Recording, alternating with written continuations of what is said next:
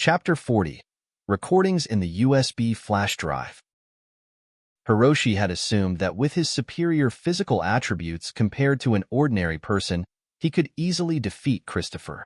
But he hadn't expected that although Christopher was inferior to him in strength and physical ability, his combat skills were high. He knew how to strike with the strongest part of the human body, the knee joint, in what seemed like a fatal blow. Moreover, someone who could generate 700 kilograms of force with a flying knee was exceedingly rare even on Earth. Hiroshi speculated that Christopher had likely trained in some form of martial arts or ancient combat techniques. This was becoming troublesome. As the footsteps outside the villa grew nearer, Hiroshi began to feel slightly anxious. "Sorry, I don't have time to play with you anymore," Hiroshi suddenly smiled. "Next time we meet, I'll make sure to turn your head into a pig's head." Christopher's eyes narrowed, and with 2 swift strides, he launched a flying kick towards Hiroshi. Hiroshi sneered and lifted one side of his coat, making a gesture as if to draw a weapon from his chest. Seeing this, Christopher's pupils constricted. In midair, he twisted his body 90 degrees, kicked off a nearby stone pillar with his left foot, and flew almost 5 meters to the right, instantly concealing himself behind a stone table in the living room. He thought Hiroshi was pulling out a gun. Despite Christopher's formidable combat skills, he was still wary of sharp blades. After all, he was only flesh and blood and hadn't reached the point where he could dare to confront bullets head-on. But when he landed and glanced towards Hiroshi, he was infuriated. Hiroshi hadn't pulled out a gun at all. He held a bunch of keys in his hand. "Goodbye." Hiroshi flashed a brilliant smile at Christopher several meters away, turned, and dashed towards another room. In the blink of an eye, he smashed through the window and disappeared into the distance. How despicable! Christopher smiled wryly, a hint of resignation in his furrowed brow, slowly getting to his feet. His gaze carried a touch of disappointment. "I was actually deceived by such a simple trick. Did my judgment falter, or is his acting just too good?" Christopher chuckled self-mockingly. The ability to use psychology in combat is also a skill. This person is clever, and his physical abilities are simply superb, almost surpassing the limits of humanity. He's an excellent specimen. Adjusting his glasses, Christopher smiled faintly. "Wait and see, I will find you." At that moment, the 2 big men who had been knocked down by Hiroshi on the 2nd floor stumbled downstairs again, preparing to chase after him. "Don't chase," Christopher spoke up. Hiroshi was too fast. They wouldn't catch up. "Let's call the police." The housekeeper, still trembling, picked up the landline phone, ready to dial. Christopher suddenly reached out and stopped the housekeeper, calmly saying, "It's chaotic in the city right now. If nothing's lost, let's not trouble the military police comrades." The housekeeper looked at Christopher, somewhat surprised. "Go check on Miss Sally first." Christopher took the phone from the housekeeper's hand and hung it up, issuing the command as if giving an order. After witnessing Hiroshi and Christopher's confrontation just now, the housekeeper felt a lingering fear of Christopher, who seemed frail but was actually formidable. Therefore, she didn't dare to defy his orders now. After checking, the housekeeper found that Miss Sally was only knocked unconscious, with no injuries, and nothing was missing from the property. Christopher casually wrote down the names of several medicines on a piece of paper and handed it to the housekeeper. "Miss Sally is just a bit shocked. When she wakes up, find these medicines from the medicine cabinet for her.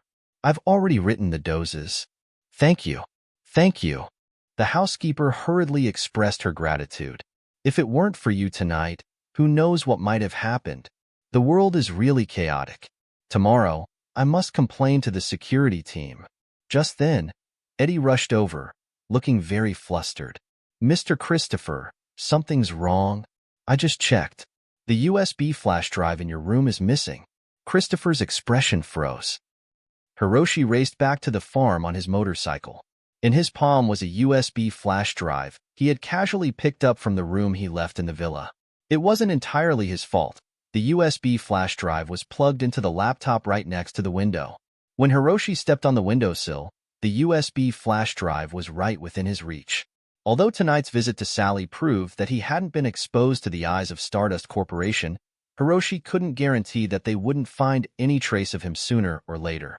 He was very interested in getting a glimpse of Stardust Corporation's internal secrets if he had the chance.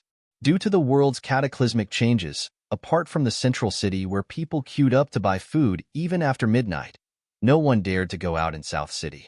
Therefore, Hiroshi had a smooth ride back to the farm without any obstacles.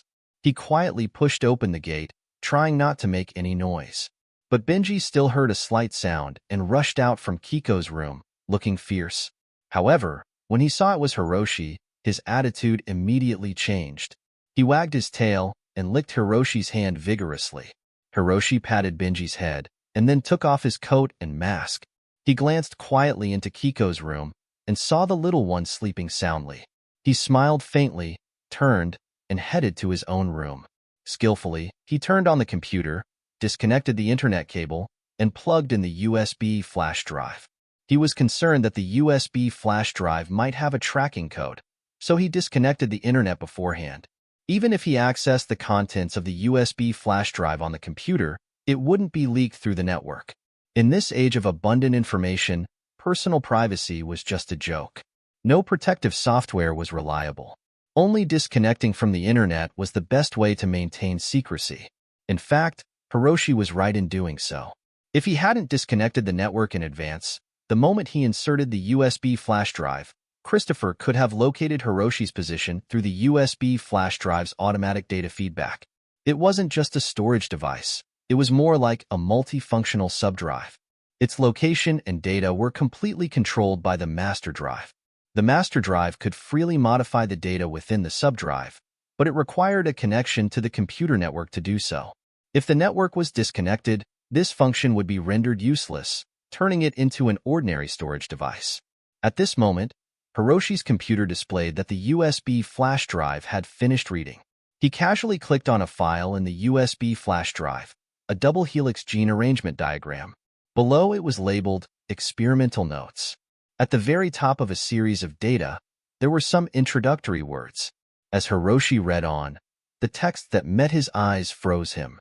Even though many creatures perished as a result, I remained steadfast in my belief that the radioactive foods which caused significant changes in the limbs and body sizes of beasts and humans are not inherently a disaster. They bring not just death and deformity, but also evolution. However, they took the wrong path of evolution, leading to their demise halfway. I firmly believe I can find the right path, even if it costs me my life. I will lead humanity into the next civilization because of this disaster.